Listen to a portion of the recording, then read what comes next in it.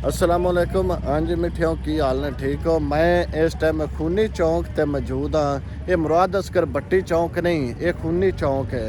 इसका नाम है खूनी चौंक। तुहानू पता है भी इन दिनों दे विच इस चौंक दे विच कितने हादसे हो चुके हैं, लेकिन अगे कोई गड्डी या डंपर वजदा आया, चलो कीमती जियां जाना ने उनके तो वो बचा होंदा। लेकिन अज जो सुबह एक हादसा होया, एक कार आती है गुजराल तो रावलपिंडी जा रही सी, वो इस खूनी चौंक ने टकरी जिंदे विच 4 जणियां जाना कीमती ज़ाया हुई ने। पंजवीं जान जी मौत की कशमकश बाद मालूम होए भी वो भी जी है जिंदगी तो अपने हाथ धो बैठे ने। तो यह गुजराल रोड ते इधरों गड्डी आई है सुबह, तो इनू बस उस तेज़ रफ्तार स्पीड के तुहानू पता है तुसी किस इलाके दे जाते हो तो तुहानू किवें पता नहीं होंदा भी अगे चौंक है रोड ते की चीज़ है।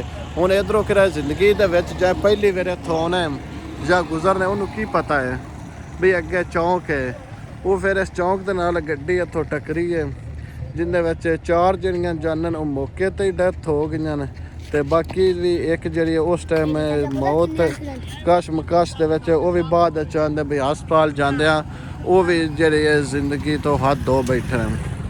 तो वो चौंक है, तो इन दिन टकरी अगे कई वेर मुतअद्दद हादसे इत्थे हो चुके हैं जिंदे विच कई कीमती जाना जड़ियां ने वो भी ज़ाया हो चुकियां ने।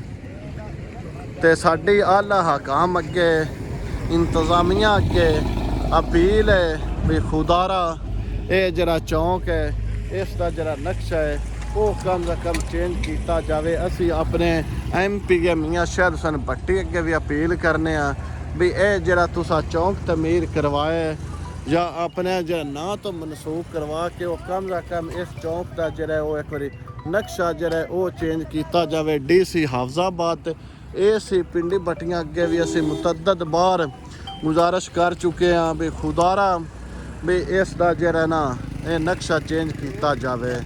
तो लेकिन इस इंतज़ार में आए भी कोई सानिया हो लवे वड्डा सानिया होवे तो फिर असी इसका नक्शा चेंज। लेकिन आज जो भी मियाँ जी या इंतजामिया अगे गुजारिश वो भी सानिया हो गए।